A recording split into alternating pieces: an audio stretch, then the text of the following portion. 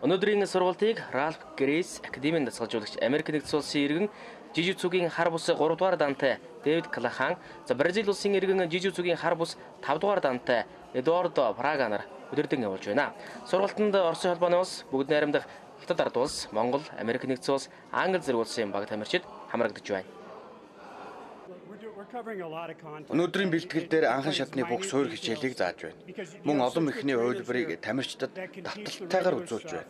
Миний хувьд 1994 оноос эхлэн жижигцүгийн багш дасгалжуулагчаар ажиллаж, дэлхийн олон оронд сургалт зохион байгуулсан.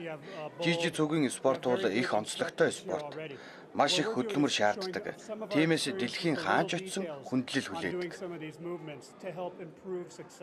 Өндөр хурдтай хөгжиж байгаа юм уу одоо олон улсын сургалтын зохион байгуулалт. За 2024 онд жижигс олимпиад орно гэсэн том одоо нэлээд том даваа явуулж байгаа. Ингээд Парисын олимпиад зөв рүү бас тамирчтай хандуулж тэр олимпиад бэлдэх. Мөн 2020 онд хүүхдийн наадам Монголд болно. Азийн хүүхдийн наадам бол энэ нь бас өсвөрийн тамирчтай энэ наадамд бас бэлтгэх нэлээд том ажлууд одоо Монголын жижиг холбоонд амжилтын хувьд хүлээгдэж байна. Тэгээ мөн одоо олон клубуд байгуулах тал дээр нэлээд анхаарал тавьж ажиллана. Яагаад гэвэл энэ спорт нь өөрөө бас дэлхийд даяар одоо нийтийн биеийн тамир болж хөгжиж байгаа юм спорт. Тийм учраас одоо хүн амын эрүүл мэндийн төлөө бас олон ажлуудыг Монголын жижиг холбоо хийнэ.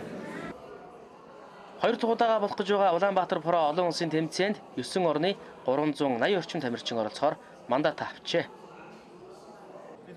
Энэ удаагийн тэмцээнд манай улсаас 3 тамирчин, 2 дасгалжуулагч оролцох гэж байна. Олон улсын сургалтанд оролцож дэлхийн шилдэг дасгалжуулагч багш нараас манай тамирчид их зүйлийг сурч мэдлээ. Цаашид энэ спортыг өвөр Монголын өөртөө засах оронд илүү өндөр хөгжүүлэх зорилготой ажиллана. Улаанбаатар Про 2 тэмцээний бүртгэл дууссан байна. Тэмцээн энэ 7 өдрийн Бямгарагт спортын төв ордны А танхимд болно.